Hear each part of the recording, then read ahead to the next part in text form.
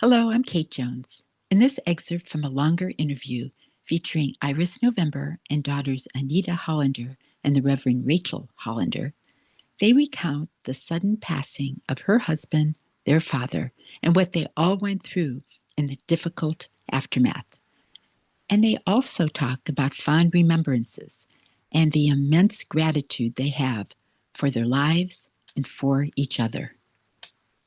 So my mom was 42 when my dad passed. I was 12, she was 42. And she had gone from her parents' house, her dad's house, to my dad's house.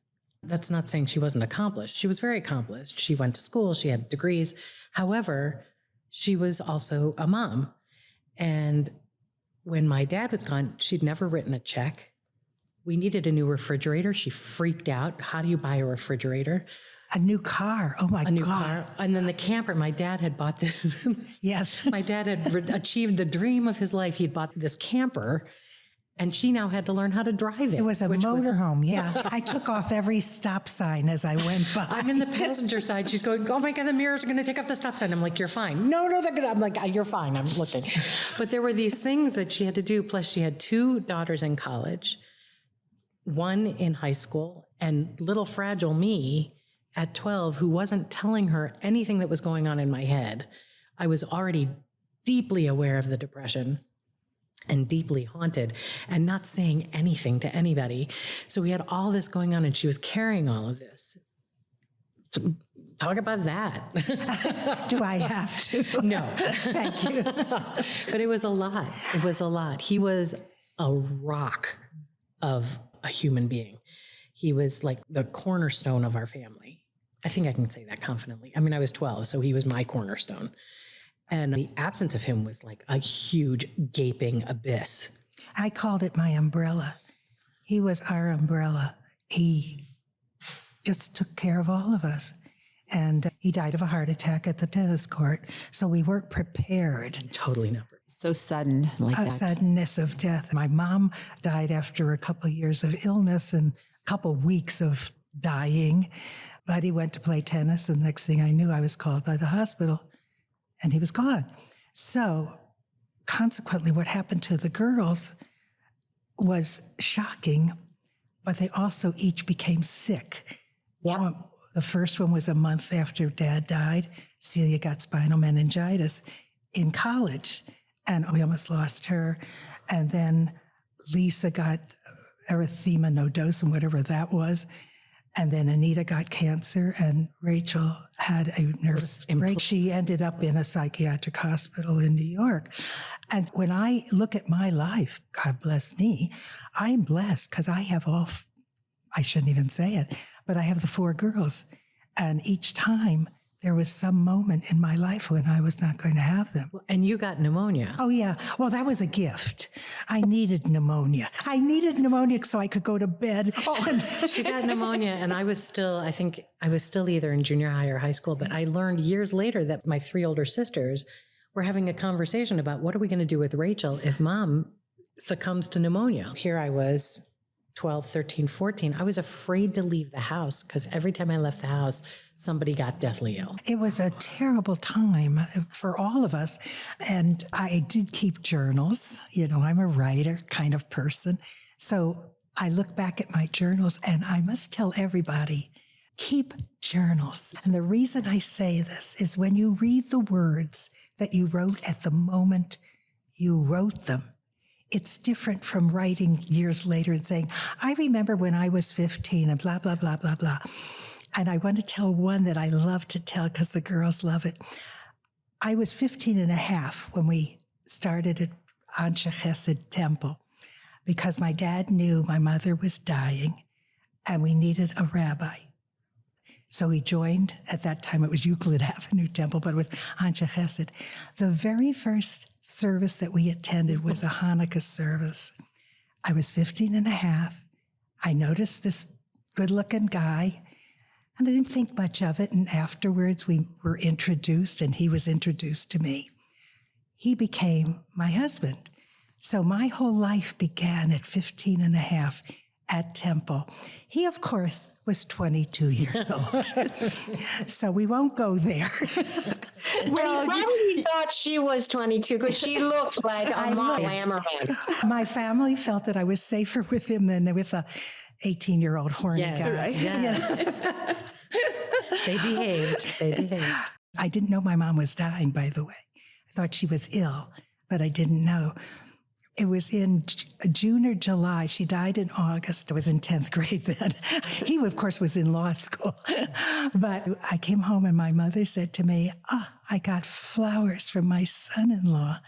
And I thought, she's ill. She's hallucinating. And I said, really, Mom? And who sent them? And she said, Buddy. And that was my husband-to-be, the man I met. You were going to talk about what you wrote in your journal. Oh, my journal, yes. So I wrote in the journal about 3 months later. I was dating Buddy. He was taking me out every Saturday night. He finally figured out how old I was. He was shocked. He thought I was in high school, senior maybe. I was in 10th grade. Years later, I decided the reason he liked me so much was that if he at 22 was dating girls at 20, they would want to get married. I was 16, 15. You just needed to graduate from high school. I just wanted to finish my homework. I have a paper to write for 11th grade, 12th grade. That is so funny. So I was a safe bet. But I wrote in my journal about 3 months into the dating, and it goes something like this. I really like Bud. I think I could be in love with him as much as a 15-year-old girl knows about love. I wrote that, and I never could have written that 2 months later. I had to write it the night that I wrote that I was in love. And really, I mean, I get chills even now when I say it. So everybody, write what you do every day, because it's precious. My favorite of her journal entries is, Buddy Hollander called tonight to ask me to the dance. I'm so excited. It was their first date. And then I tripped over something and broke my toe. At the dance? No, on the way to the phone. My mother said, Bud's on the phone. And I ran to get it. And I hit my foot and I'm crying into the phone because I broke my toe. Oh, my goodness. The coolest thing about my dad for me now is that I look exactly like him. She truly does. And when I wake up in the morning and I don't have my glasses on, I'm kind of groggy and I stumble into the bathroom and I turn on the light and it's like, oh, Dad. But I get to see what my dad would have looked like had he aged past 48. And it's such a gift. I'm like, oh, there you are. You're in my face. I think there's one thing that Mom hasn't mentioned, and that is because all of us got sick, she became a fierce bulldog. People at the Neurological Institute in New York City and Columbia Presbyterian Hospital warned each other about this woman because a lot of doctors told me there was nothing wrong with me. It took 9 months and 10 doctors to get a diagnosis that I had cancer in my leg. Everybody was saying, what are you here for? There's nothing wrong. Lose some weight, stuff like that. But my mom was not having any of it. And she just kept taking me to more doctors. As far as she was concerned, my daughter's in pain. She's never been in pain like this before. I know that she would never even talk about something if she wasn't in that much pain. She was so fierce that at a certain point, she went up that elevator, the top floor, chief surgeon of the Neurological Institute, marched into his office, past the receptionist, and laid into him so that from then on, nobody ever wanted to mess with my mom.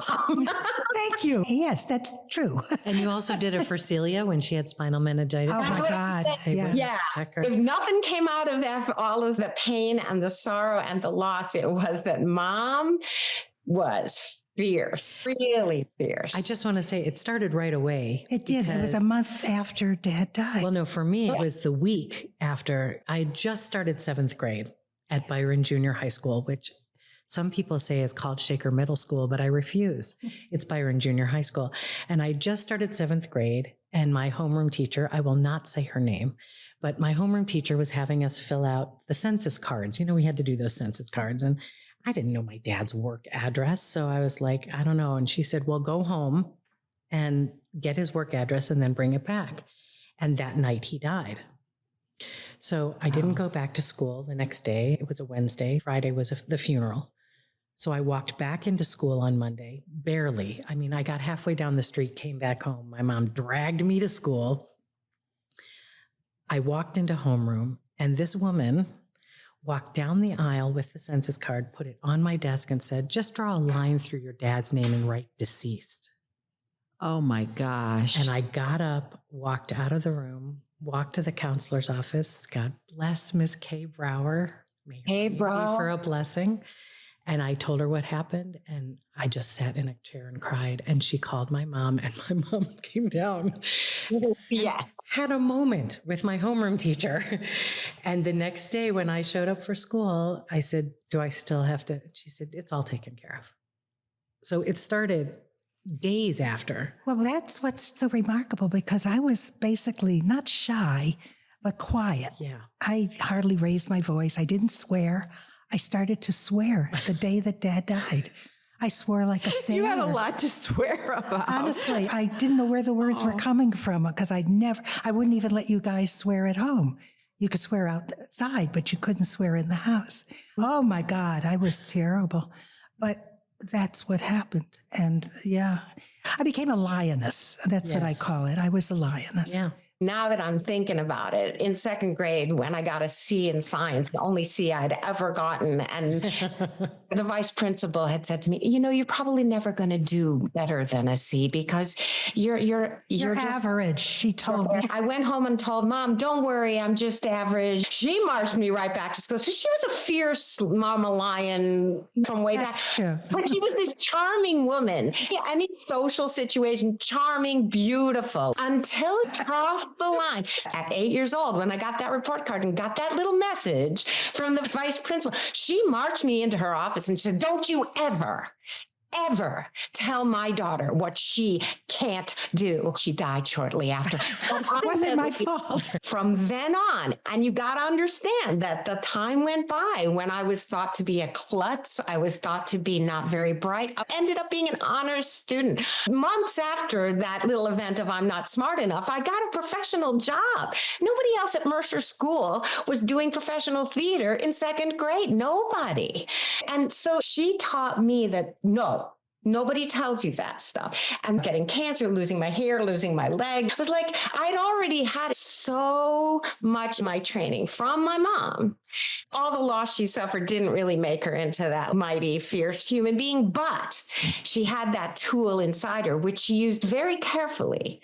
She was kind and generous and loving and charming to everybody, but when necessary, she could be the most fierce person on the planet. Don't get me wrong, she wasn't a theater mom. We'd go to an audition, she'd say, if you want to do this, I will take you. But it's for the experience. The whole Sound of Music audition was just me and Celia went because it would be fun. It would be a great experience. Neither of us expected anything out of it. And my life has been like that. So my Sound of Music story, because we all have a Sound of Music story, was my dad was driving my sister Lisa to audition for Sound of Music. And I said, oh, can I go along?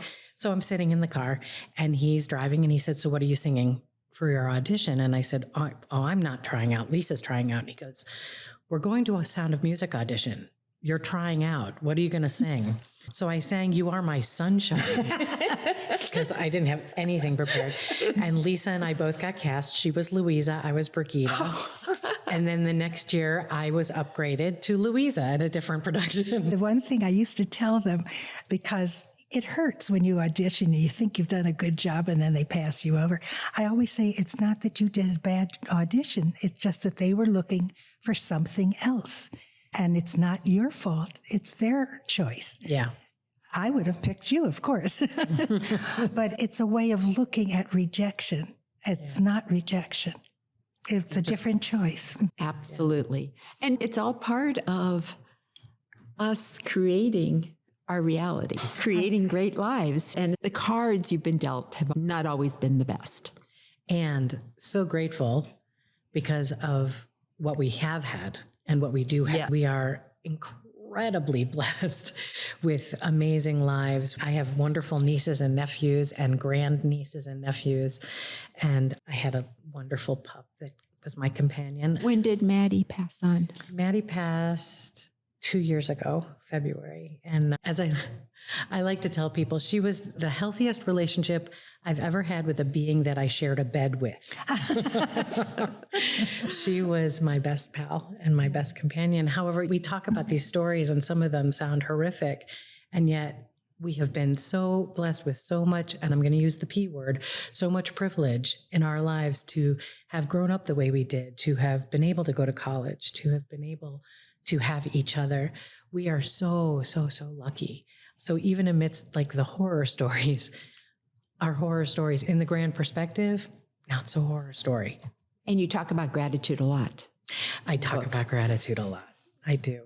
We continue to sing together and make music together as well. I mean, we've done several temple services at various temples where I've written music for Shabbat services for the Village Temple here in New York, and I've brought it to Ohio, and we've made music together, and Holland joins us.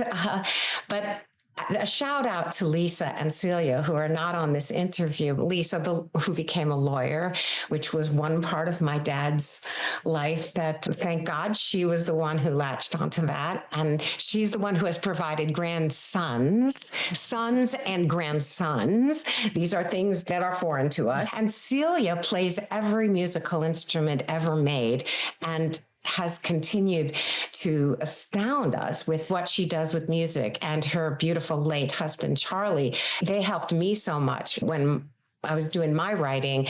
They would do a lot of the technical stuff and make the music looking all digitized and beautiful. So it's a whole family of gifts, and that we still Zoom together and love each other and share our families with each other is a huge blessing. And also, I too feel that enormous gratitude for all of us.